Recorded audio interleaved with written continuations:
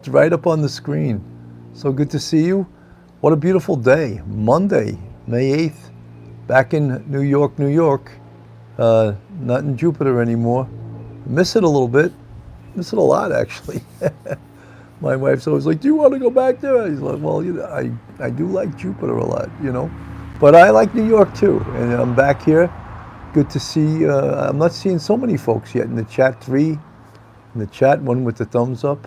So just a beautiful day. This Sunday, I guess, is Mother's Day, right?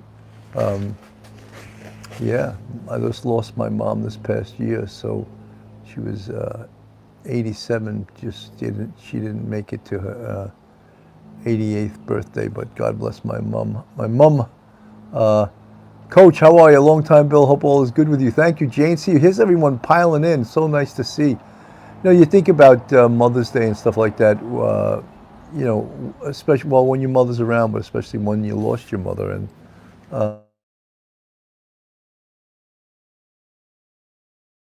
everyone at some point, is going to lose a parent. And that's, my mom lived a long life, almost 88 years. And although to this, Jagaloon. You got that from duty, Ron. The Jagaloon, I love it. Yo, Bill, I like that. Good morning, Gail Salatori. Good to see all you guys. Just a beautiful, beautiful day today, and it's you want to be in a good mood. This past weekend, both my sons were up at the house, and my son flew in from Denver and introduced us to his girlfriend, and Kate, her name is, and Lee Perry, thank you. Carmel Hill, Bill, so about your mother. Lost my dad too. It's still tough, especially on my birthday, as he was the first to call me. Yeah, look, your parents are the first people on this earth you're introduced to, the first people that you're very close to. And I was one of 8 kids in the Cannon clan, as they say. I was the 3rd oldest of 8 kids, 5 boys and 3 girls. And there's 7 of us left. One that died, I don't know, 7, 8 years ago. Pablo Cicada, Crime, Think, Intuitions, condolences. Guys, I didn't say it for that reason. I'm just saying it because, thank you for your condolences, but I think that, you get introspective when holidays come around, and some of the people that, Jaggle so hard, Bill, my mom is not doing well, never ready. No, it's not that you're ever ready, but you also always have to face the reality that it's going to happen. It's going to happen one day. Rosemary J, thank you for all those hearts. Very much appreciated, all the hearts. So Mother's Day and then Father's Day, and I asked my wife what does she want to do for Mother's Day, and she doesn't want to do anything other than hang out in our yard where you're the most comfortable, even when you go out to dinner. Sometimes you want to go out to dinner just because you don't have to do any of the work. You don't have to cook. You don't have to clean up. And people wait on you. But it's not as personal and not as nice, especially on a holiday like Mother's Day, to go out when you could just do it in your own. If you have a really nice home, you do it in your home, right? Jagaloon, it's good to be back. Scott Messersmith, hi Bill, and everyone else. Gail Salatori, good to see you. Your mom lived to 100 years old. Wow. K-Me, how are you? Good to see you. I'm glad to see the green of our YouTube channel. Jane C, a cookout for mom in the yard. That's what I love, is cookouts in the yard and the whole family's around, and you play games in the yard. Whether it's that beanbag game where it's almost like horseshoes, but you're throwing it into a hole. K-Me, thank you so much. So I don't know if you guys tuned in last night to our show, but I thought it was pretty good,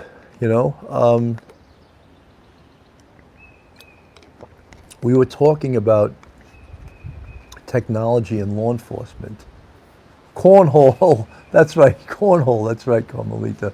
I can never think of the names of these games, And then we played the one where you have to get the Frisbee through this little hole, or you guys can whack it into the hole. I forget what that's called.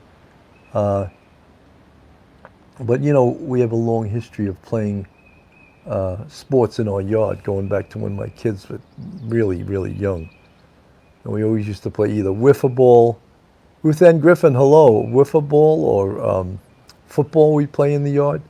And the kids grew up with that. And so it's a tradition. And every holiday or when you have people over, it's always fun to play sports in your yard. And we love to do that. I'm sure you guys, people love to play horseshoes, Carmelita. Yeah, some people love to play soccer. I see on these beaches like in Brazil where they keep the soccer ball up in the air as long as they can.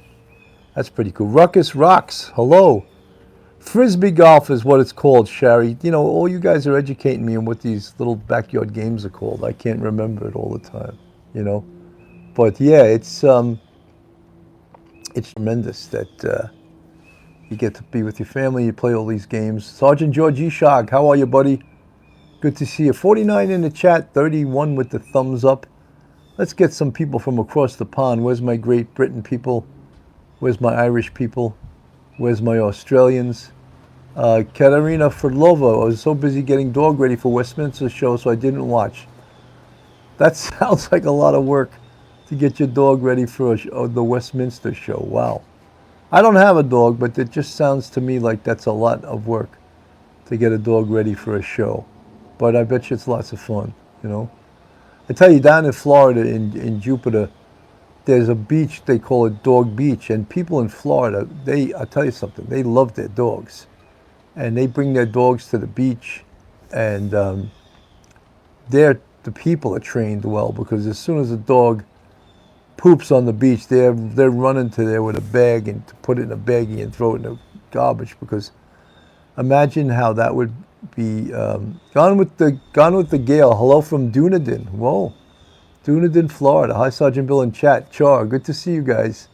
Yeah, but there's the dogs in Florida. I think they have a better life than some of the humans. They just seem to love coming onto the beach. A lot of them just run out and dive into the ocean. And as I said, people in Florida love their dogs. I guess Crime Think Institution, we need more kitchen cops. Shari, Nevada Pup, I'm the crazy dog lady. Yeah, I mean, I'm sure back here in the East that people love their dogs too. I just don't see it as much because I don't go to the beach. And I don't think like on Jones Beach, where I'm from, on Long Island, where I grew up, you don't see many people bringing their dogs there. Barbecue with Bill, we could do one of those shows too, you know. Yeah, you don't see as many of those people bringing dogs out to Jones Beach. I don't know if it's really allowed. It may be frowned upon. But in Florida, they welcome those dogs to the beach and people take advantage of it. So it's pretty cool. So guys, last night's show, and if you haven't watched it, I would implore you to watch it. I think it was pretty damn good. And any show where we have Professor Mike Geary and retired attorney, actress, mom, Melanie Little, you know it's going to be a good show, because usually when I have those two on together, it's going to be heavily slanted towards the law, because they both are lawyers. So it's that's what we talked about. The topic was actually how is technology used against the accused, and prosecution tactics. And, you know, look, in no way am I slighting retired NYPD Detective Phil Grimaldi straight out of Brooklyn. He's fantastic too. But some shows, it's more steered to the Lieutenant Pete. Last night's show with Mike and Melanie was great. Thank you, Lieutenant Pete. Lieutenant Pete and Richella Pranzo, two of our biggest supporters. Lieutenant Pete, NYP legend in his own right, you know. Last night's show was awesome. Had to catch rewatch to say, if anyone missed it, go back and watch. Thank you. Thank you. I think that, you know, there's a lot more to be said about, you know, the technology that's used in law enforcement these days, because it's changing all the time. And surprisingly recently, very recently, Mayor Adams in New York City, Martha Miner, thank you. Char, missed last night's show, we'll have to watch. Thank you, guys.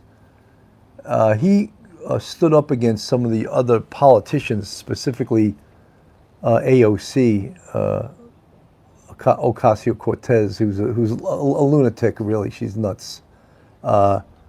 She always speaks out against anything that's pro-police, and she takes the anti-police position all the time. So in New York City, they came out with these robots, and one is like a dog. It's in the shape of a dog. And so the robot will be sent into jobs where, like, EDPs, emotionally disturbed person, or people with weapons. And that's what, it'll save police officers' lives, using these robots. Send the robot in. The robot has a camera, a listening device, and we send the robot in, and it will spare the life of a police officer possibly getting shot by an armed perpetrator. But apparently, Ocasio-Cortez, AOC, as she's affectionately known by the left, she doesn't want to save police officers' lives. She's worried about that the community would be offended by a robot to go in there, and they'd be afraid of it, you know. But so she doesn't. She's against it. But Mayor Eric Adams actually stood up to her and other politicians that railed against these new technologies, and he said, we're going to use it, and we're going to start using it very soon. So I applaud him for that, you know, taking on some of these people that, you know, are just, you know, they're the defund the police people, they're the anti-police people. So, again, he stood up to them.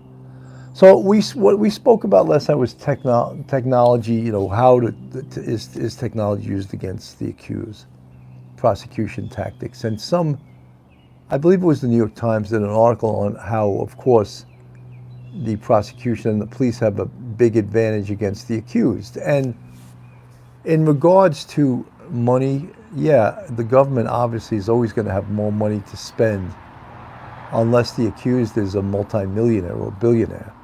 And then that person can rival the government, the prosecution, the police with the amount of money, the amount of resources in a defense. So that's what we covered last night. We talk about how DNA analysis is just growing by leaps and bounds, especially investigative genetic genealogy, which is just incredible, the leaps and bounds it has taken. Ancestry.com, 23andMe, these sites that are just using, and they're using a new DNA analysis, a brand new technology, something called SNPs, I think it is. I'm not exactly sure what that SNPs acronym stands for, but it's a technology they use. Kim Allison, Sergeant Bill, very sad, the mass shooting in Texas. All of these mass shootings, and they seem to be happening more and more often. And that's disturbing, you know. Lou Morocco, good morning, Bill. I missed last night's live show. Unfortunately, I wanted to mention I did watch the replay last night. Lots of questions. Thank you, Lou. Thanks for coming by this afternoon. This is Coffee with Cannon, backyard beverage. Bitchin' with Bill, whatever you want to call it. The Supreme Commander addresses his fans. Prayers from across the pond from Kim Alston, always appreciated. Would never turn down a prayer, not this guy, you know. So, Moose Girl, 108, another deputy shot and killed in Wisconsin on Saturday. So sad she was only 20. Yeah, you know something. In the last few years, there's been more law enforcement officers killed across the country, probably than ever before. It's just like there's no respect. Michelle Serino, hello, Bill. Watching on the verdict on the Gann and Letitia Storch case.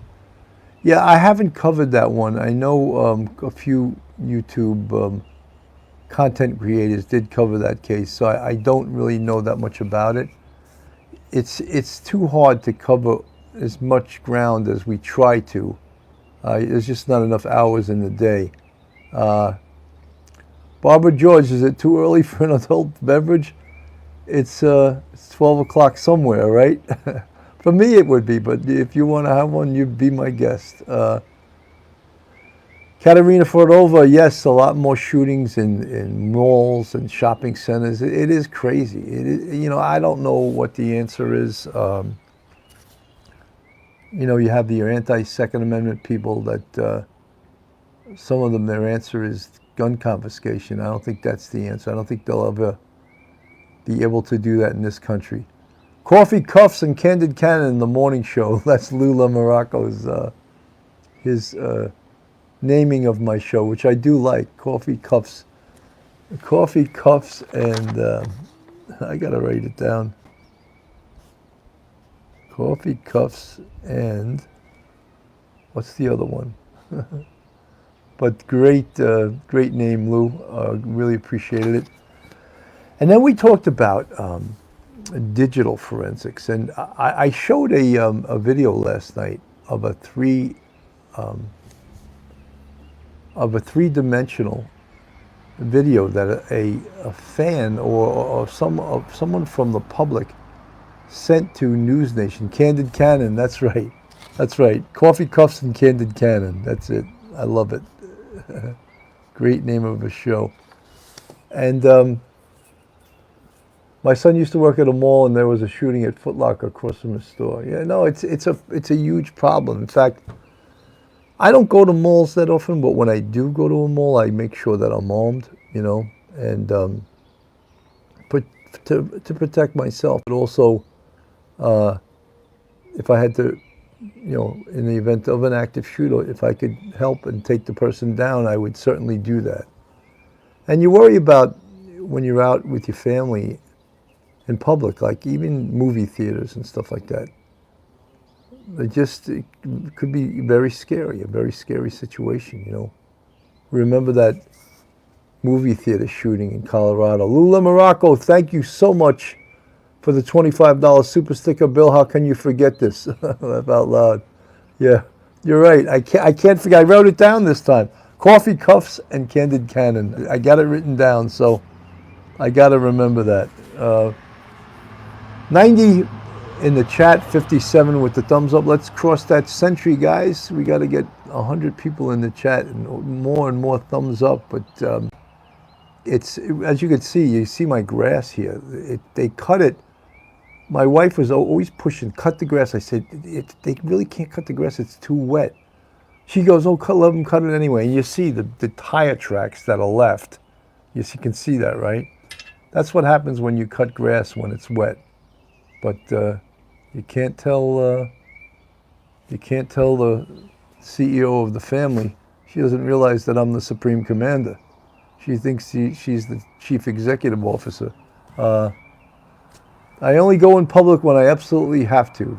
Go to a movie theater or go out in public. Well, that's sad if you don't want to go out in public. Shari on Nevada Pub, hey, I just got a gift membership. I am so blessed. Shari, thumbs up. So yeah, I mean, Jagaloon said, Kel, yeah, I mean, the day that you're not able to go outside because you're afraid of an active shooter, that's you can't live your life like that. You got to live your life not afraid to go out into public, that you want to go out in the public and you want to enjoy your life. You want to enjoy all the things that you should be able to enjoy, going to the beach, going to a movie theater, going shopping, going to a restaurant. Martha Miner, personally, I think the intro song is very catchy. Kemal Sergeant Bill, I love my NYPD cap I was wearing last night and hubby was laughing. Lula Morocco, thank you so much for stopping by, and thank you so much for that $25 super sticker. After all, Mystique, hello guys, 91 in the chat, 67 with the thumbs up. So getting back to what we were talking about last night, the digital forensics, and a lot of the case against Bryan Kohberger is based on the digital forensics. And what do we mean by that? The cell phones, the cell phone pinging at certain cell sites, the cell phone being turned off and then being turned back on, the cell phone pinging as he goes home. Text messages, which we're not even aware of yet because we haven't seen all of Bryan Kohberger's cell phone.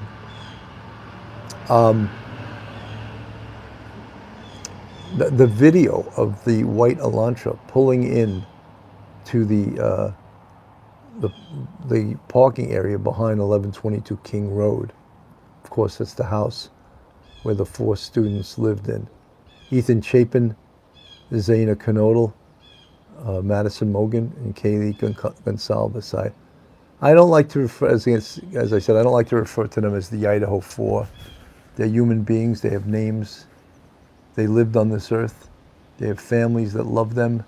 So I always want to refer to them by their names. So the video of Cindy Burke, do you think Coburger's case will go to a grand jury instead of a preliminary hearing? Well, I think it's going to go to a preliminary hearing, but I'm not 100% sure the way Idaho works, if they would even need to go to a grand jury after the preliminary hearing. The hearing is being called a probable cause hearing.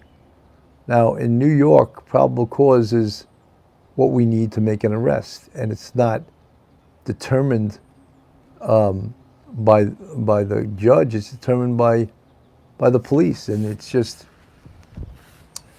facts and circumstances that would allow a reasonable person to believe that a crime has been committed and the person being arrested committed the crime. That's probable cause. But it seems like it's much more in Idaho, and it goes into the potential court case. And so I don't know. Jeff Litwiller will go right to trial. Well, you know something, that seems what's going to happen. But when you say right to trial, we've pretty much predicted, based on the fact that this case isn't being heard for the probable cause hearing until June 26th, we believe, and many people believe this, that know about the criminal justice system, if it's determined that the case is going to go to trial, it probably won't begin until September or October, because then there'll be all kinds of other motions put into effect. And no one in the criminal justice system wants to start a trial over the summer. So how do they prove cell phone was in his possession when it pinged? Well, if they put the cell phone in his car and they put him in his car, therefore, Thomas Robertson, thank you for the £4 super chat. He's in his car, the cell phone's in his car's at a certain location. It's more than assumed. It's known that the phone is in that car, therefore in the possession of the person that's driving that car. Well, I don't even. I think that even if you go on airplane mode, your cell phone is a moving GPS device. I think the only way it won't be a moving GPS device is if you actually you power the phone off if it's not on, because we know that Bryan Kohberger, en route to the house, turned his cell phone off. And then when he left, at some point he turned it back on. And then when he came back to 1122 King Road at 9 a.m., he turned his phone back on because the phone put him at that location. And also the white Honda Elantra back at that location. There's also checks and balances to this stuff, guys. You know, the video of the car coming back, right? Of course, the pinging of the cell phone. Don't know if there were any. Debbie Talk, hi Bill from Texas. Question: do you think he did it alone just so quick? I believed yes, he acted alone. I personally believe that. There's those who don't. I think it'll probably be a strategy of the defense attorneys to maybe act like there was another person involved. That might help his case. It will create doubt, wouldn't it? And what's the job of a defense attorney? The job of a defense attorney is, of course, to create doubt. So, again, The big thing we spoke about last night, and of course, everyone is questioning that, and everyone is coming up with what ifs, and that's the knife sheath left on the bed of Madison Mogen and Kaylee Gonsalves, and that's what the button had, the touch DNA on it. I think that's pretty powerful evidence, but there's those out there who argue that, there's many ways that could have gotten there. There's many ways the touch DNA could have gotten there. But when you connect the dots of all the other evidence, the cell phone data, the fact that he returned to the scene at 9 o'clock, and now we're also hearing that he potentially they found the identity of one of the victims in his parents' Pennsylvania house. London Girl, Bill, do you still think it will? I think the hearings will start in June 26th, actually. I think they will start then because they've had, by the time June 26th rolls around, they will have had nearly 6 months, the defense, to prepare their defense and to prepare their strategy in the defense for Bryan Kohberger. So do I think it will start June 26th? Yes, I do. I think it will definitely start June 26th. One of the things we spoke about also was, with the DNA analysis on the knife sheath, we spoke about how none of the autopsies, and each one of them, Ethan Chapin, Zaina Knodel, Madison Mogen, and Kaylee Gonsalves, each one of them had an autopsy. Has anyone heard of the results of those autopsies? Was it ever reported anywhere other than the coroner making some comments about it earlier on? Remember they were talking about who was targeted, who was the person that was targeted, and how did they know that person was targeted? So we remember that, right? Who was the first targeted? And I believe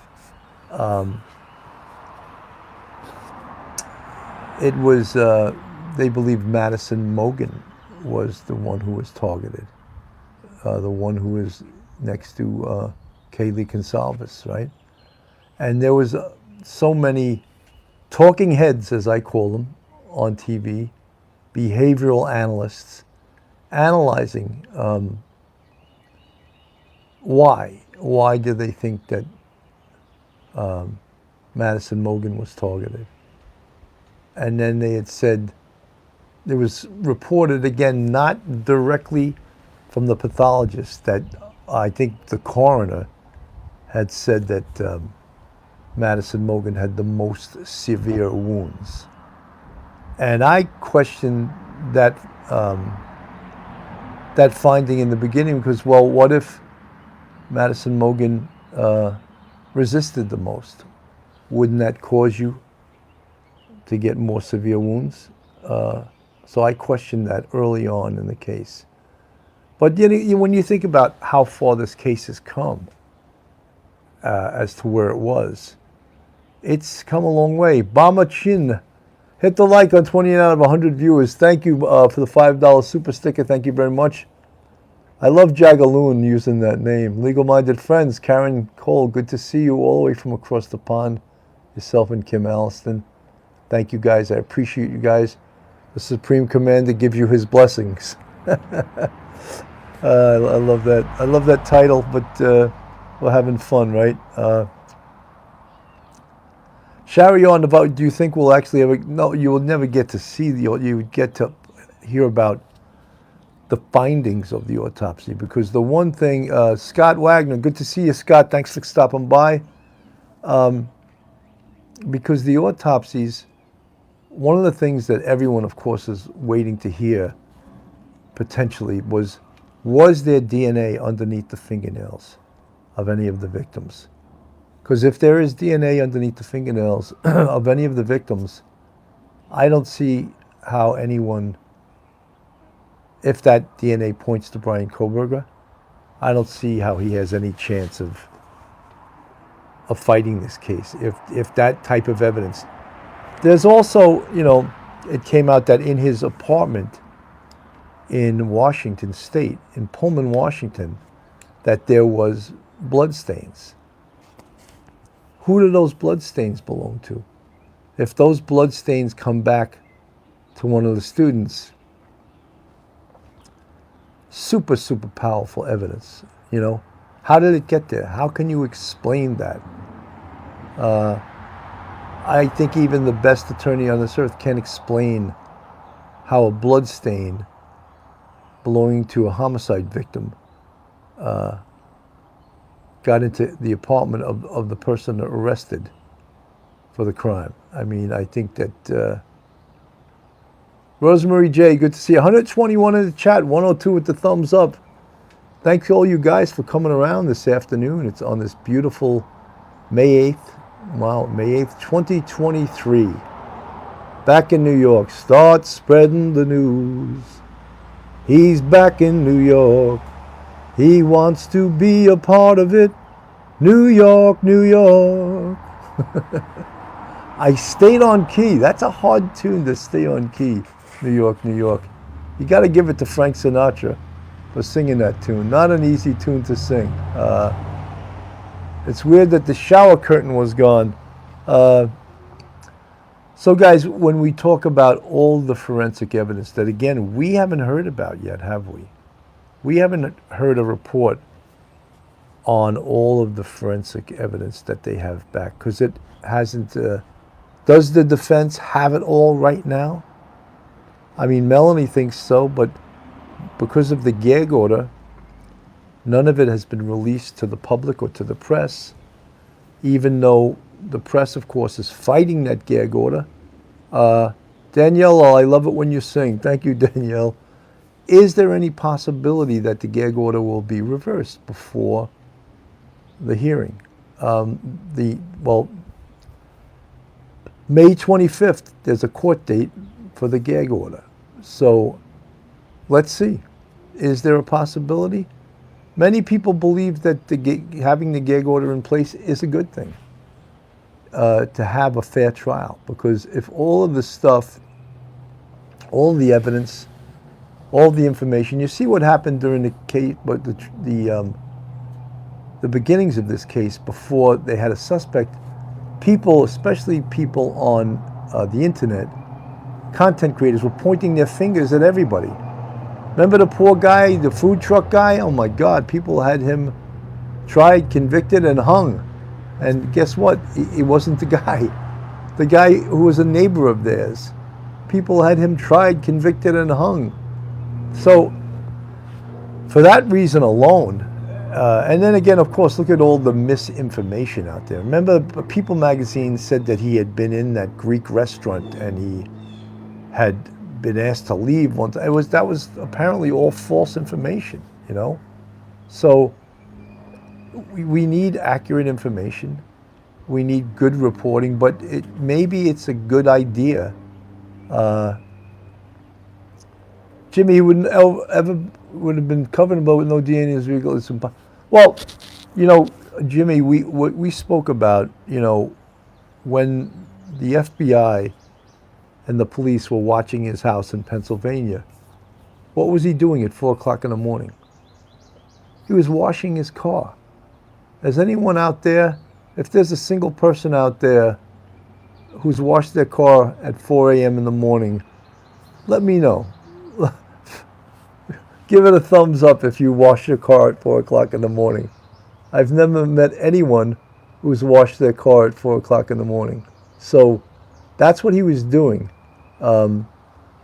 So yes, is it impossible to wash your car to the level that if you went inside it with blood dripping all over you and other forensic evidence, that you could clean it to the level of getting rid of everything, that there being nothing left?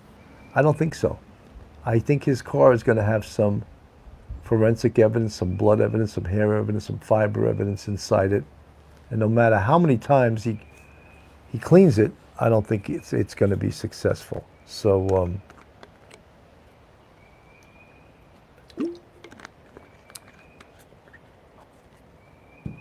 Jeff Litwell, I knew someone who did. They were nuts. I never washed my car at 4 a.m. Danielle, I have never either. Because you know why? The car washes aren't open at 4 a.m. I don't wash my car. I go to a car wash. That's like, spoiled wives. What do they make for dinner? They make reservations, right? That's an old joke. Yeah, well, Martha Miner says in the case of a person with OCD, there's no time limits, there's no barriers. They just gonna wash their car at 4 o'clock in the morning. Crystal Stars, doing well.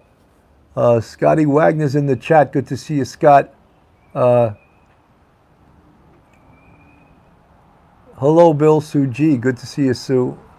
So, guys, if you haven't been following me, I'm back. I've been back in New York for a week. I left on Friday the 27th, and I was back on Saturday night at 6 p.m. on the 28th. And then Sunday, I just crashed. I was so tired. Monday, again. Now I'm starting to feel normal again. But if anyone knows what it's like to drive that long by yourself, I don't know how over-the-road truckers do it. You start losing your marbles after a while. Rosemary J., the weather is beautiful in New York right now. Probably like 73, 74 degrees. A nice breeze. Just beautiful. And it's supposed to be like this for a few more days, and then the rain. I'm looking forward to going back to Jupiter for the Memorial Day weekend. I'm definitely going back. I'm gonna have my wife and maybe even my mother-in-law might come along, but I want to go back. And it's beautiful. It's green. You can see, as I said before, they cut my grass when it was wet, so you see all the damn tire tracks. But that's okay. At least we don't have the long grass. But anyone knows that has a home and a lawn, and if you cut it when it's wet, it doesn't look so well. So we talked about so many different things last night, and I just want to also shout out to Professor Mike Geary. What a find he was, and a find. I was a professor with Mike Geary at a private college for a bunch of years, and that's how I know him. And he's a retired NYPD sergeant, really smart guy. And of course, Melanie Little. I love Melanie.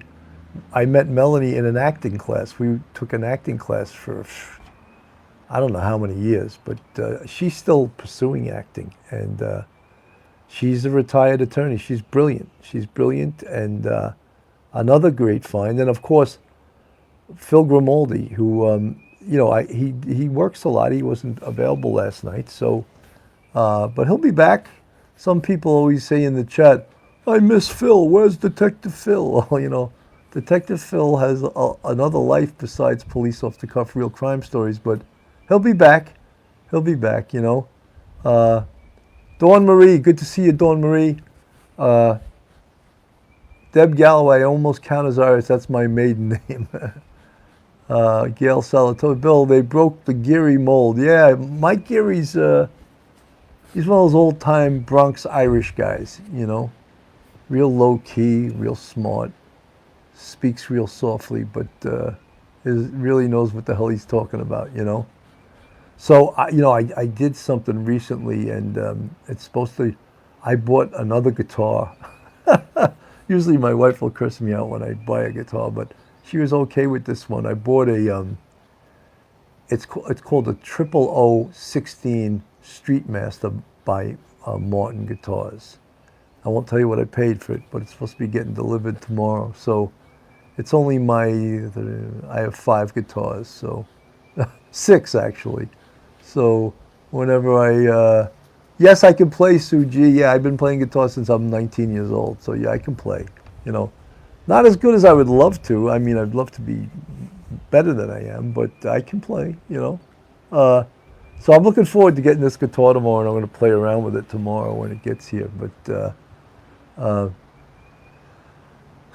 so, legal-minded friends, what music do you play? I like to play Van Morrison. I like to play folk. I like to play Simon and Garfunkel. I like to play blues. You know, Stevie Ray Vaughan, Eric Clapton, all of that kind of stuff. You know,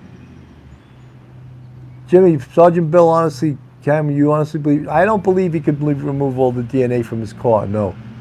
Getting back to Bryan Kohberger, I think that there's going to be a lot of evidence, a lot of forensic evidence, a lot of physical evidence. There's going to be blood evidence, and if there's all of those things, Dawn Marie, thank you so much for everything you do. Good to see you, Dawn Marie. Dawn Marie's a Floridian.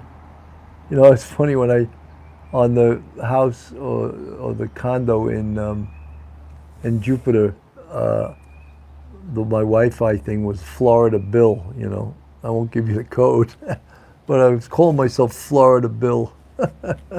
I couldn't think of any other good name. I overused certain things. 140 in the chat, 115 with the thumbs up. Thank you everyone for coming by today. It's really the Coffee with Cannon episodes, Backyard Beverage, Bitching with Bill, Coffee Cuffs and Candid Cannon. I love doing these shows where just a little looser. I get to talk to you guys. We get to have a few laughs. It's not as maybe serious. Gail Salvatore, bring your guitar to your live. Jagaloon, Florida Bill, she likes the name.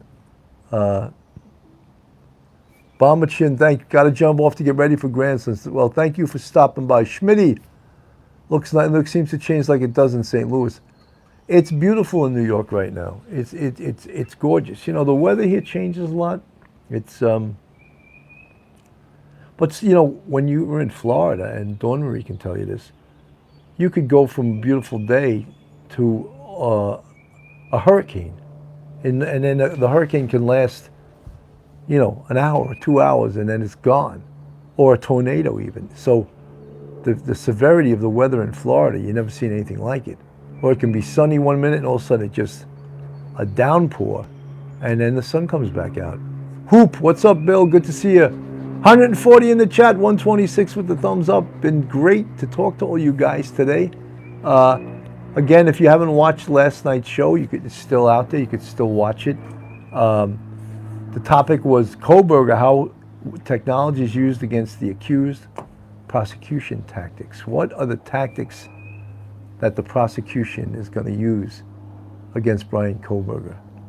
Look what they used against Alec Murdaugh. Look how forensic evidence, look how electronic evidence, look how digital evidence spelled doom for Alec Murdaugh, right?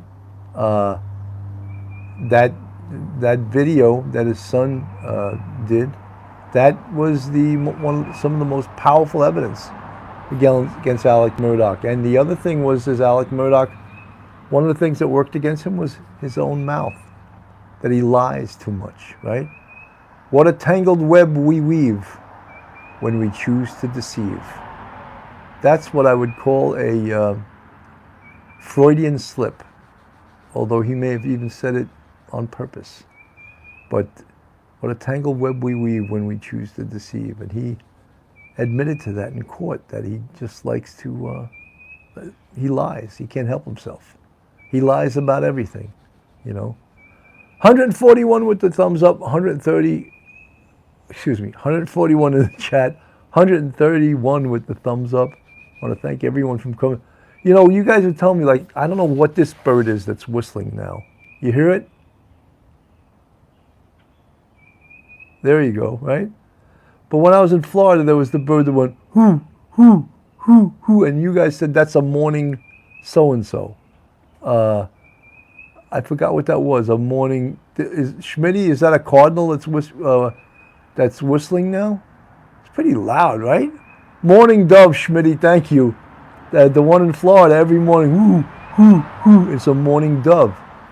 You know, one of the things I don't miss in Florida, some of the people, at least where I was living, they feed the squirrels. So that, to me, squirrels are rats, and I don't like them around me. I don't want them coming into where I am because people are so friendly to them, But, my thing was like, all right, keep the squirrels back. I don't live and let live, but I don't want you coming into my yard, And there was like this wall around the little yard area, and the squirrels were always running around it. And Angelia Danner, thank you. Danielle, Morning Dove, Matty Boy Sully, Supreme Commander is in the house. That's for sure. London Girl, I hate squirrels. In New York City, Mayor Koch, one of the most popular mayors in New York City, he used to call pigeons rats with wings. That's that New York sense of humor, Jimmy, Sergeant Bill, I highly respect you, sir. Thank you, Jimmy. Very much appreciated. Suji, squirrels are lovely, Bill. So are rats. No, I'll have to disagree with you about rats. Rats are usually a sign of, how do you put it, untidiness, of not keeping an area clean. And then the rats feel free to just... In New York City, because during the pandemic, they built all of these structures out in the street, and restaurants serve people like outside. The rats came up from the subways to the street because now there was food out on the street, and now they're having a rat epidemic in New York City. Yeah, London Girl, filth, exactly. So now they're trying, even in New York City, they appointed someone, a government position, a rat czar. I want to be the rat czar when I grow up, when I get older. I want to be a rat czar. I mean, God, come on. But that's how big the problem has become. In New York City, rats all over the place, So you have to keep rats, where they live. You don't want them coming up out of the street. And, and then they're not afraid of people. They're so big and bold, they'll challenge people, I don't think I want that, Rachella Pranzo, yes, they do have a rat czar in New York City now. That's true, right? Yeah, some friend of Adam's, his rat friend, became the rat czar, Suji, my pet rats, I've heard you. They are very, oh my God, please don't tell me pet rats. No. Remember they used to have that movie Willard years ago? He kept rats in his house. They were his friends. He trained his rats. But I don't know how we got on this topic. Probably because New York City, the rat czar. I was talking about squirrels in Florida. But guys, I'm at 48 minutes 9 seconds, so I'm going to start my goodbyes. Now it's time to say good night. Good night, sleep tight. Now the sun turns out its light. Good night, sleep tight. Dream sweet dreams for me. Dream sweet dreams for you. Close your eyes and I'll close mine.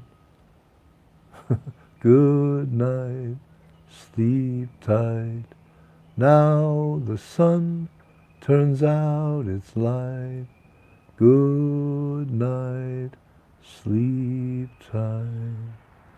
Guys, have a great day. Thank you so much for tuning in to Coffee with Cannon, Backyard Beverage, Bitchin' with Bill, Coffee, Cuffs, and Candid Cannon. Thank you so much, guys. Have a great day, and God bless.